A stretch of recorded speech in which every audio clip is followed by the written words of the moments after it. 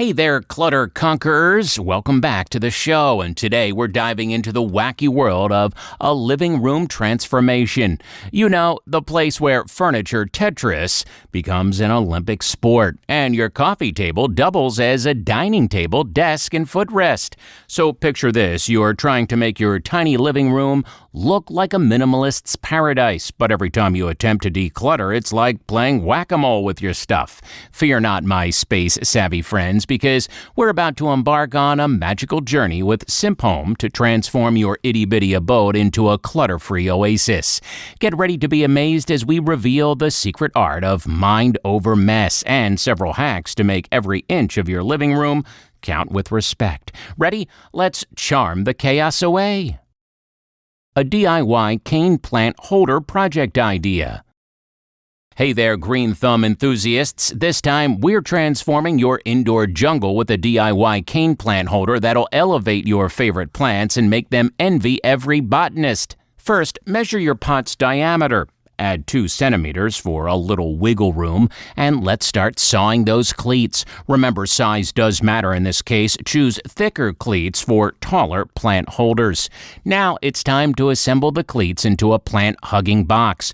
Glue the small cleats between the large ones, ensuring they're parallel to the ground. We don't want any Leaning Tower of Pisa incidents in our living room. With everything glued and dry, screw the feet onto the cleats, ensuring they're firmly attached. Pro tip, avoid a screwy situation by making sure your screws don't overlap. Next, create the bottom of your plant holder by gluing and screwing 2 more small cleats together. Pre-drill those holes to avoid a splitting headache. Ready for the pièce de résistance? Staple the caning onto one side of the feet, stretching it across the horizontal cleat and onto the other foot, like a game of botanical twister. Keep it taut and trim any excess. Done! You've got yourself a beautiful cane plant holder ready to cradle your leafy friend, in our author's case, Alocasia stingray. Now go on and create your own lush Pinterest-worthy indoor jungle and make your plants proud. How to shelving around and decor with Mazlanda picture ledges? So, have you ever experienced the thrill of creating your own furniture? If not, let me introduce you to our first IKEA hacks in the video. So picture this, a wall shelf that's versatile, cheap, and crafted by your very own hands from Mazlanda picture rails and an MDF board. Sounds like a dream, right? Well, my friends, buckle up because we're about to embark on a wild ride of DIY delight. Now, let me tell you, I once had the misfortune of painting my board with a brush instead of a foam roller. And trust me, it looked like Picasso on a bad day. So remember, foam rolling is the way to a picture-perfect shelf. As for the edges, who needs a professional when you can give your shelf a designer makeover with some aluminum L profiles? But hold on to your hammers, folks, because this shelf is a gift that keeps on giving. You can decorate it to tribute to every season, from autumn leaves to Santa's sleigh, and even just to showcase your exotic collection of souvenirs and cookbooks. It's like having your very own personal art gallery, just don't charge admission. The DIY key holder with extra floating shelf project idea. So, have you ever found yourself frantic searching for the keys only to find them hiding in the depths of your couch or the Bermuda Triangle of your kitchen counter? Fear no more, for I have the solution. A DIY key holder with a floating shelf. Step 1. Assemble the frame like an architect in training. Use wood glue, finish nails, and later sand and stain that beauty like you're channeling your inner Bob Ross. Step 2. While waiting for the stain to dry, let's play with some hardware. Grab your S-hooks, dowel, and eye straps and give them a makeover with some matte or glossy spray paint.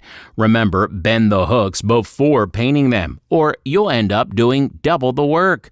Step 3. Attach the eye straps to the frame like a pirate attaching a Jolly Roger to the mast. Paint the screws black to match the rest of the hardware. Fashion is important, even in DIY projects. Step 4. Unleash your inner engineer and attach the floating shelf using mending plates. Channel your precision and make sure everything is level. If it's not, blame it on your spirit level. it must be haunted. Step 5. Slide the hooks onto the dowel like acrobats on a tightrope. Secure it with a dab of hot glue and your keys will thank you. Bonus, now your mornings will be much less frantic, and you have more time to enjoy our show every time we release it. Press the subscribe button if you haven't done so already. The DIY minimal elegant wooden furniture that's winderful.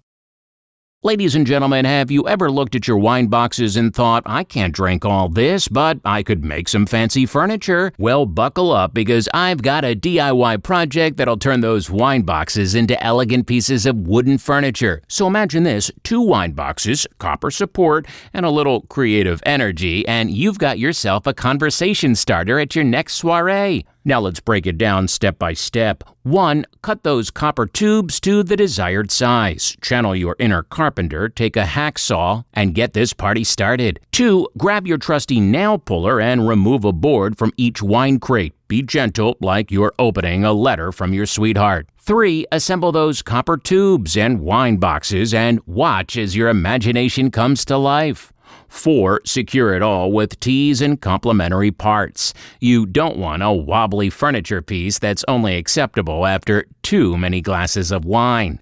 Now, raise a glass of your favorite wine and toast to your newfound skills. Enjoy your creation and remember, one person's empty wine crate is another's conversation-starting piece of home decor. A DIY book table adventure inspired by the Sorry Girls. Ladies and gentlemen, let me introduce you to our final DIY project so unique and mind-boggling that it'll make your book-loving heart sing. You can call it the book table, and the wonderfully creative minds of the Sorry Girls inspire it. You'll need some MDF, a bunch of books, and a dash of that DIY spirit. First, gather all the books you're willing to sacrifice to a table god. I know, it's like choosing your favorite child. Impossible. But trust me, it's worth it. Next, trace your precious tomes onto MDF pieces. Each piece will have a book-shaped cutout like a literary puzzle. Remember, it's all about customization here, so let your inner interior rebel run wild. Next, time to make the MDF sandwich. Clamp those pieces together, ensure they're aligned, and add some rectangular bookends on each side for extra support. Now channel your inner DIY personality and drill holes through the whole stack like you're on a mission to the center of the earth.